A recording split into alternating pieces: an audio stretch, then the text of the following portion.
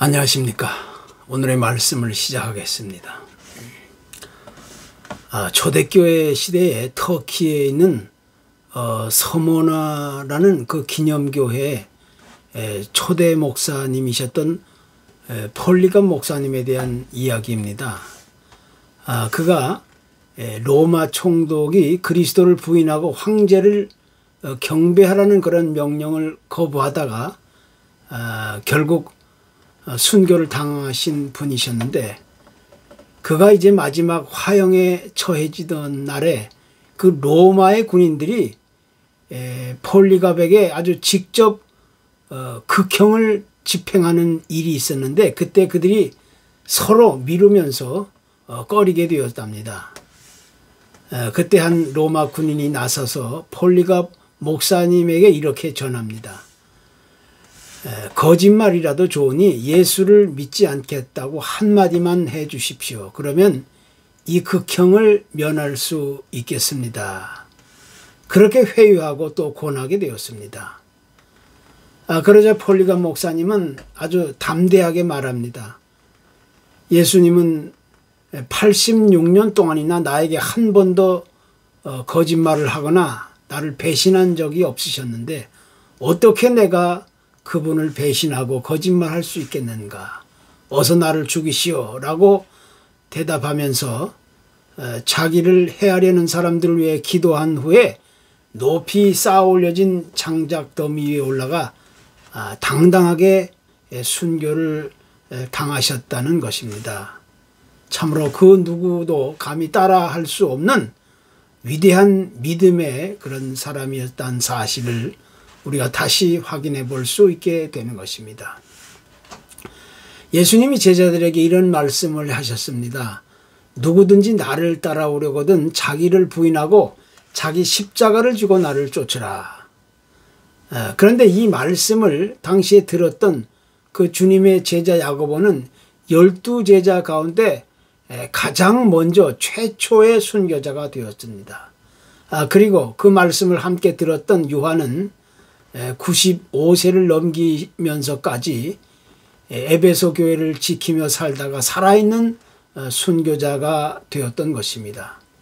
또 베드로는 어떻습니까? 그는 역시 십자가에 거꾸로 매달려 처형당하는 순교를 당하며 일생을 마쳤습니다. 그래서 종교개혁가 촌 칼빈은 이렇게 말합니다. 우리 기독교인의 삶이란 딱 두 가지로 요약할 수 있는데, 첫째는 십자가 앞에서 자기의 삶을 버리는 것이고, 두 번째는 끝까지 주님을 따라가는 것이다. 우리가 이 세상에서 한 평생을 살아가는 동안 얼마나 오래 살았느냐, 얼마나 건강하게 잘 살았느냐, 그것은 중요한 것이 아닙니다. 또 우리가 무엇을 어떻게 소유하고 얼마나 누리고 살았느냐, 얼마나 풍족한 삶을 살았느냐, 이런 것은 우리에게 아무런 의미를 가져다 주지 못하는 것입니다. 참으로 가장 중요하고 가치 있고 보람 있는 일은 나의 인생을 마감하는 순간에 과연 나는 후회 없는 인생을 살았는가 하는 데 달려있는 것입니다. 그래서 후회 없는 인생, 아름답고 건강하고 올바른 인생은 하나님을 알고 또 그 하나님의 말씀을 따라 한평생을 올바로 달려왔는가, 그에 따라서 그 사람의 일생에 대한 분명한 평가와 판단이 나오게 되는 것입니다. 미국의 유명한 무디 목사님이 한 번은 이런 말을 하신 적이 있었습니다. 너 자신을 믿어라. 그러면 언젠가는 실망할 때가 올 것이다. 가족이나 친구를 믿어라. 그러면 언젠가는 죽어서 이별할 때가 올 것이다. 돈이나 명예를 믿어라. 그러면 언젠가는 돈과 명예가 사라질 때가 올 것이다. 그러나 주 예수를 믿어라. 그러면 영원히 후회할 것이 없는 생명을 얻게 될 것이다. 우리가 다 한 번쯤은 반드시 기억해 봐야 할 그런 아주 중요한 의미 있는 이야기가 아닐 수가 없는 것입니다. 흔히 우리가 하는 말 중에 현대는 경쟁의 시대다 이렇게 말합니다. 그것도 그냥 단순하게 벌이는 선의의 경쟁이나 순위를 그런 매기는 경쟁이 아니라 죽고 사느냐를 놓고 치열하게 벌이는 생존 경쟁의 시대에 와 있는 것입니다. 그래서 사람들마다 이 경쟁에서 지면 더 이상 내일은 없다. 나는 반드시 이겨야 된다. 이렇게 하면서 아주 죽기를 각오하고 싸우는 그런 아주 무서운 끔찍한 경쟁 사회인 것입니다. 그런데 미국의 잭 웰치라고 하는 그 최고 경영자는 이렇게 말합니다. 우리 인생의 경쟁은 게임이다. 그런데 그 게임의 대상은 바로 나 자신이다. 따라서 가장 중요한 경쟁은 나 자신과의 싸움이다. 이렇게 말하고 있습니다. 보통 우리가 상식적으로 말하면 경쟁이란 어디까지나 상대방과의 싸움이고 반드시 그 대상이 있어야 하는 겁니다. 그러나 엄밀하게 말하면 경쟁이란 상대방과의 치열한 싸움이기 이전에 나 자신과의 싸움이라는 것입니다. 그래서 사도 바울은 우리의 인생이나 신앙생활을 가르쳐주면서 경기장에서 다름질치는 운동 경기에 비교하곤 하는 것입니다. 경기장에서 달리기를 하는 많은 선수들이 너무 힘들어 지치고 쓰러지고 또 포기한다 할지라도 오직 상을 얻는 사람은 단 한 사람뿐이라는 사실을 우리에게 암시해 주고 있는 것입니다. 따라서 우리의 신앙생활도 이와 같이 정신을 차리고 다른 일에 한눈 팔지 말고 절제하고 참고 인내하며 끝까지 믿음으로 달려갈 것을 우리에게 가르치고 있는 것입니다. 세상에는 수많은 종교나 철학이나 많은 가르침들이 있지만 진정으로 영원한 생명에 이룰 수 있는 길은 오직 예수 그리스도 외에는 그 어떤 길도 존재하지 않는다는 것입니다. 그래서 우리는 오늘도 믿음으로 따라가야 한다는 사실을 우리가 다시 강조하지 않을 수 없는 것입니다. 어느 날 한 부자 청년이 예수님을 찾아와 자신의 인생을 상담하게 되었습니다. 아마 이 청년은 자기의 배경이나 가문이나 환경이나 그 무엇 하나 모자랄 것이 없고 남부러워할 것도 없을 정도로 아주 장래가 촉망되는 그런 부자 청년이었습니다.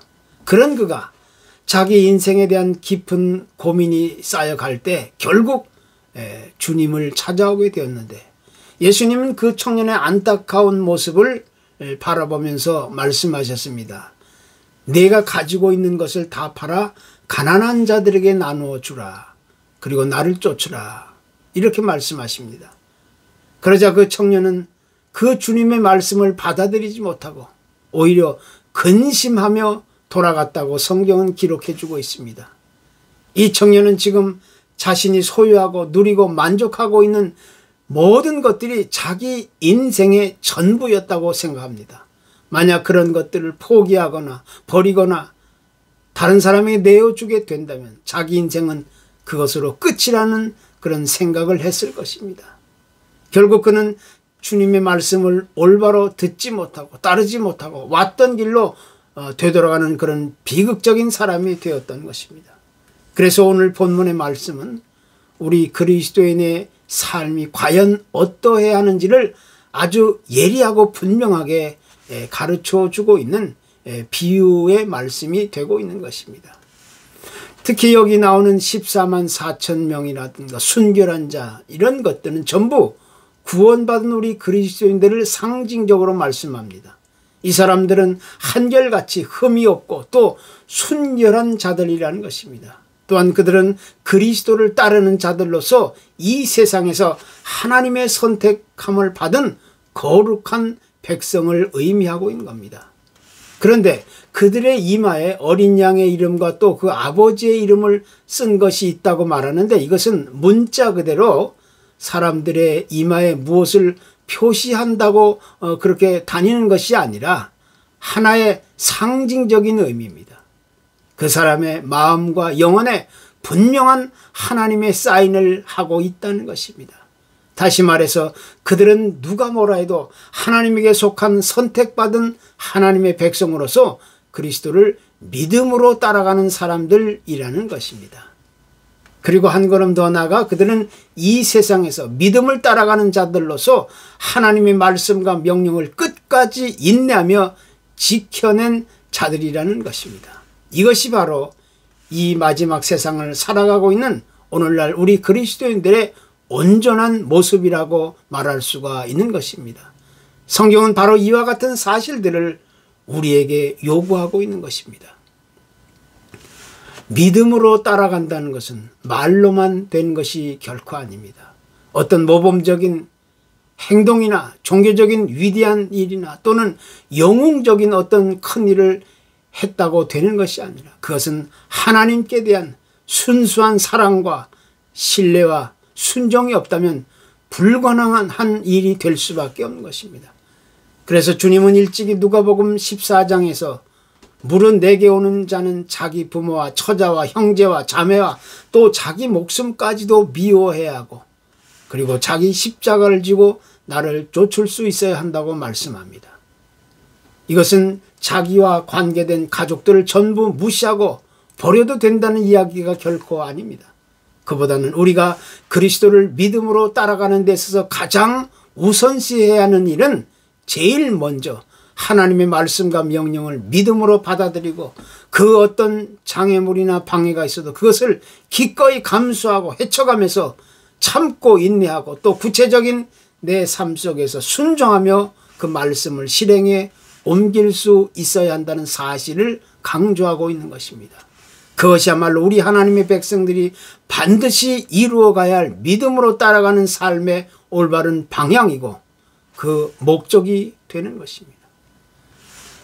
구약의 아브라함이 어떻게 믿음의 조상이 될 수 있었겠습니까? 그에게는 남들이 가지고 있지 않은 아주 특별한 능력이나 재능이나 외모를 가진 것이 아닙니다. 어떻게 보면 다른 사람들과 비교해 보았을 때 내세울 것이라고는 단 하나도 없었던 아주 평범하고 지극히 일반적인 보통 사람이었습니다. 그러나 그가 하나님의 은혜를 통하여 하나님의 부르심을 받게 되었을 때 어떤 조금의 망설임이나 주저함도 없이 또 자기 고집이나 의사를 내세우지 않고 무조건 하나님의 말씀과 명령에 믿음으로 순종하며 따라 나섰다는 데 있는 겁니다. 그는 언제 어디로 향하든지 하나님이 가라고 하시면 그리로 갔고 하나님이 서라고 하면 지체 없이 섰고 동쪽으로 가라면 동쪽으로 서쪽으로 가라면 서쪽으로 가면서 철저하게 하나님의 말씀과 명령을 믿음으로 순종하며 따라갔던 것입니다. 그래서 결국 그 같은 믿음으로 따라가는 삶을 통해서 믿음의 가정을 세울 수 있었고 또 오고 오는 세상에서 많은 사람들의 그 믿음의 조상이 될 수 있었던 것입니다. 특히 아브라함에게 있어서 잊을 수 없었던 대표적인 사건 하나를 예로 들라면 우리는 그의 아들 이삭을 하나님께 제물로 드릴 수 있었던 사건을 쉽게 떠올릴 수가 있게 됩니다. 하나님의 약속을 따라 그의 나이 100세에 아주 기적처럼 얻은 귀한 아들을 어떻게 하나님께 제물로 바칠 수가 있겠습니까? 이것이 가능한 이야기라고 생각할 수가 있습니까? 결코 그 누구도 해결하기 어려운 쉬운 문제가 아닙니다. 아마 보통 사람 같았다면 하나님 어떻게 제 아들을 하나님께 제물로 드리라고 하십니까? 어린 아들 대신에 차라리 늙은 저를 데리고 가십시오. 이렇게 말했을 것입니다. 그러나 아브라함은 당연히 그렇게 하고 싶었겠지만 그렇게 하지 않았습니다. 왜냐하면 그는 누구보다 하나님의 말씀과 명령을 거슬려 본 적이 없었기 때문입니다. 그래서 그는 흐르는 눈물을 애써 참으면서 어린 아들을 묻고 제단에 올려놓게 되었던 것입니다. 결국 하나님은 아브라함이 그 하나님께 대한 진실한 마음과 신뢰와 순종하는 그런 모습을 보시고 어린 아들 이삭을 다시 살려주셨던 것입니다. 이것이 바로 믿음으로 따라가는 자의 진정한 모습이 되는 것입니다. 우리 인간은 종종 하나님의 뜻을 무시하고 거부하고 외면하는 입장에 서게 되는 경우가 있게 됩니다. 그렇게 되는 이유 중에 하나는 나의 의지와 주장과 고집이 너무 강하기 때문이라는 것입니다. 그래서 우리는 언제 어디서 무엇을 하든지 항상 제일 먼저 자기 지식을 떠올립니다. 또 자기 경험이나 상식이나 논리를 앞세우는 경향이 많이 있게 되는 겁니다. 또 하나님의 말씀과 명령이 내 안에 들어오려고 할 때 자기 지식과 의지와 경험과 상식과 논리를 앞세워서 하나님 이것은 이래서 안 되고 저것은 저래서 안 됩니다. 하나님 이렇게 하면 더 좋을 것 같습니다. 하나님 이렇게 해 주십시오. 또 어떨 때는 하나님 이번만큼은 꼭 한 번만 봐주십시오. 이렇게 애원하면서 하나님의 의지를 애써 무시하고 나를 앞세울 때가 너무 흔하게 있는 것이 사실입니다. 그렇게 된다면 우리가 아무리 마음을 고쳐먹고 단단한 각오를 다진다 할지라도 믿음으로 따라가는 자가 된다는 것은 사실 불가능한 일이 되고 마는 것입니다. 그렇기 때문에 우리가 진정으로 믿음으로 따라가는 자가 되기 위해서는 제일 먼저 나의 지식과 감정과 이성과 논리와 경험을 뒤로하고 하나님의 말씀을 앞세우고 그 말씀을 믿음으로 따라가는 자리에 설 수 있어야 하는 것입니다. 그것이야말로 우리가 반드시 배우고 또 실천에 옮겨야 할 우리 삶의 과제인 것입니다. 많은 사람들은 교회에 들어오면서 누구든지 구원을 얻을 수 있다고 믿고 있습니다. 또 교인이 되고 봉사도 하고 헌금도 하고 여러 프로그램 활동에 적극 참여하면서 모든 것들이 다 이루어진 것처럼 착각하는 경우가 흔하게 있게 되는 것입니다. 그러나 그것은 완전히 잘못된 불신앙적인 모습입니다. 오해와 착각의 모습이 되는 것입니다. 진정한 신앙이란 하나님의 말씀에 대해 믿음으로 따라가는 자가 되어야 한다는데 정의를 내리고 있는 것입니다. 이것이 없이는 그 어떤 사람이라도 결코 하나님의 사람이라고 그리스도인이라고 말할 수가 없는 것입니다. 아무쪼록 우리의 일생을 살아가는 동안 믿음으로 따라가는 올바른 주의 백성이 되기를 간절히 소원합니다. 감사합니다.